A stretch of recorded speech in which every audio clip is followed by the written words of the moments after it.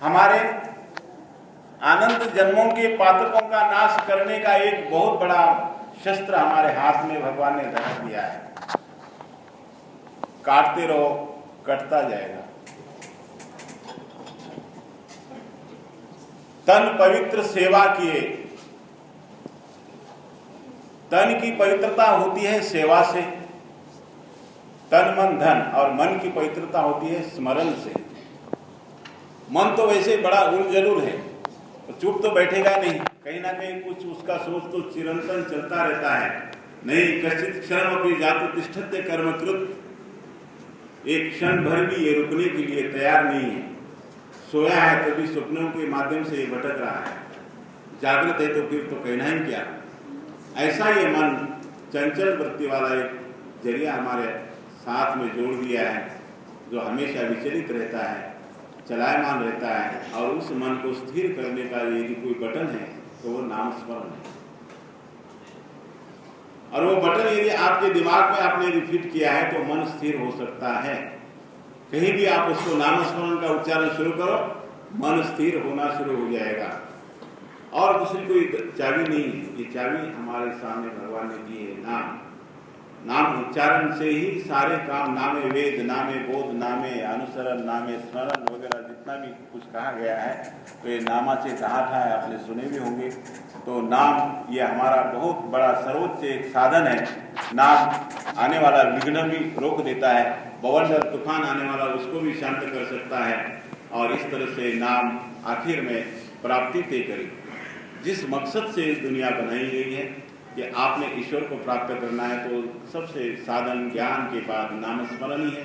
और वो नामस्मरण आप जितने मुस्तैदी से, जितने सावधान होकर और जैसे भी सचेत हो गए, जहाँ भी कुछ ख्याल आया। कई लोग ये कहते हैं कि रास्ते में हम हैं, हमारे पैरों में जूती है, हमने प्रवास में नहाया भी नहीं है। ये छोटी मोटी रुकावटों को लेकर हम कहें कि नाम लेने का प्रतिबंध खुद के ऊपर लगा देते हैं कि पैरों में जूती है, कैसे करें, नाम स्मरण कैसे करें। अरे जूती कहाँ और नाम स्मरण कहाँ?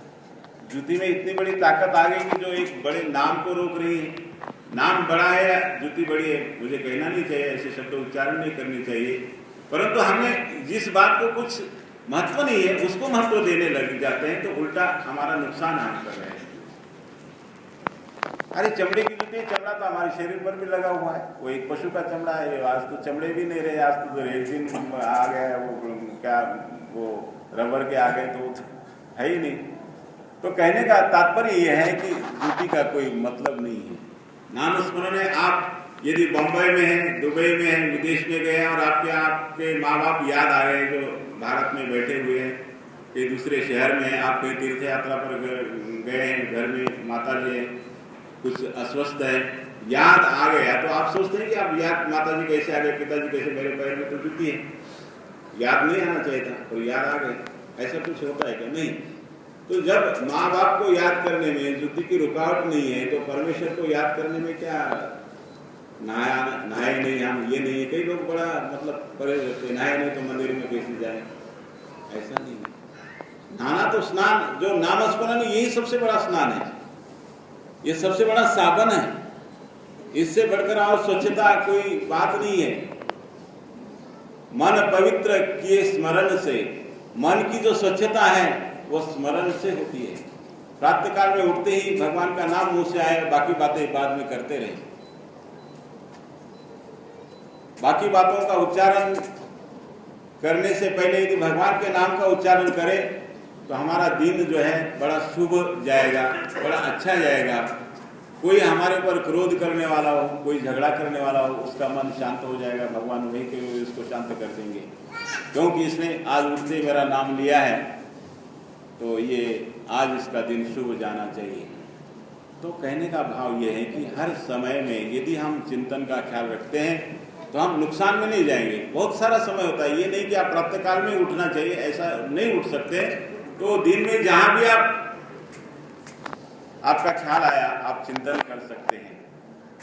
सांगदेव भट्ट वही बालक जैसे एलोरा से घर जाने लगा, उसके माता उसको ले जाने के लिए किसी को भेजा कि बालक को भेज दो, तो बालक कहने लगा मैं जाता हूँ गुरु बाबा जी। तो भगवान ने कहा जैसे तुमने हमें याद करने की वो लीलाएं देखी है, तुम याद करते रहे हो, वैसे ही घर जाकर जैसे वहाँ पर तुमने याद किया, मंगलोर नाम का स्थान है, वहाँ जैसे याद किया कि गोविंदपुर महाराज की गुफा को मेरा नमस्कार, चक्रधर महाराज की गुफा को मेरा नमस्कार, तो ऐसे हमें 10-20 बार दिन में याद करना है। 10-20 बार कहा भगवान ने।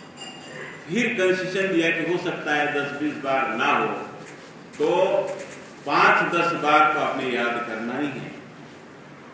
फिर हुआ कि हो सकता है ये भी ना हो तो भगवान ने कहा कि 1-2 बार तो हमें याद करो ही। 1-2 बार तो याद करने में कोई मुश्किल नहीं जाएगी, कोई बहुत बड़ी फीस नहीं देनी पड़ेगी, बहुत बड़ा बिल अदा नहीं करना पड़ेगा, सहजता की बात है, ख्याल आना चाहिए, याद हो जाती है।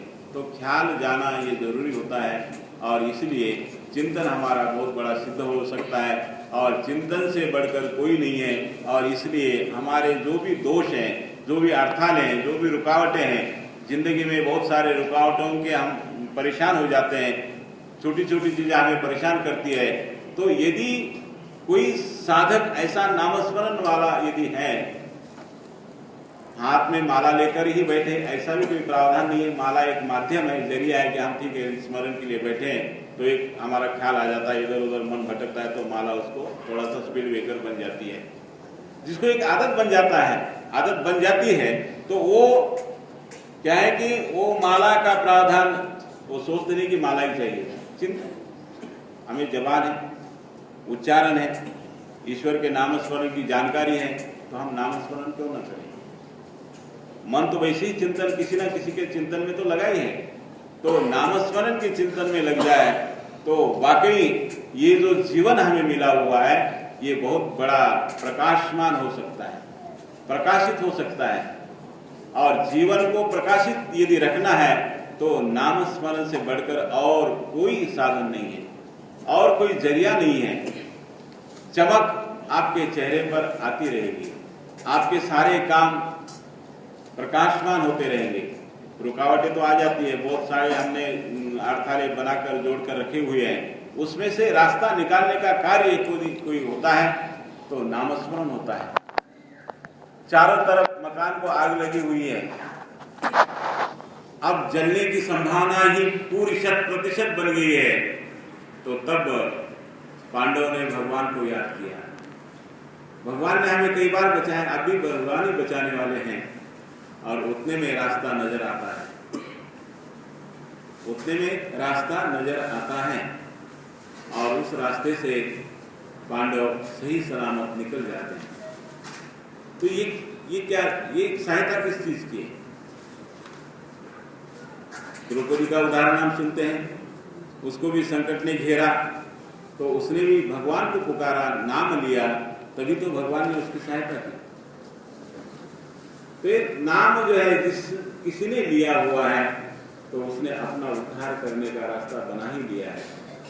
तो नामस्मरण की जो बात सबसे पहले भगवान चक्रधर महाराज जी ने मायम भट्ट जी जब डोमेग्राम में उनको मिलने के लिए गए तो सबसे पहले पूर्वी के बाद ये कहा कि किसका दास्य करना चाहिए, तो भगवान ने फिर भगवान श्री कृष्ण महाराज जी के नाम का उच्चारण किया हुआ है, फिर दत्तात्रेय महाराज जी का उच्चारण किया हुआ है, चक्रपाणी महाराज जी का उच्चारण किया हुआ है, गोविंदपुर महाराज जी का उच्चारण किया हुआ है और आखिर में कहा कि हमारा भी नाम यदि आप लेते हैं तो वही कार्य होंगे जो और अवतारों से होने वाले हैं।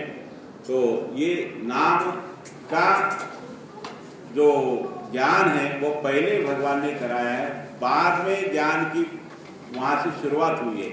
ज्ञान के शुरू में भी नाम की भी रचना भगवान ने यहाँ रख दी है। सूत्रपाठ जैसे हम हाथ में लेते हैं तो पूर्वी प्रकरण के बाद पंचकृष्ण और नाम आते हैं और बाद में फिर अन्य एक धर्म संसरण समाज उद्धरण वगैरह आचार विचार दृष्टांत स्तर बाद में आ जाते हैं। तो कहने का भाव यह है कि शास्त्रकारों ने, हमारे जो पूर्वज होते हैं, उन्होंने भी नामस्मरण को बहुत बड़ा महत्व दिया है, देते रहे हैं और आगे भी हम अपने जीवन में नाम को जो भूल जाता है वह सभी कुछ भूलता है।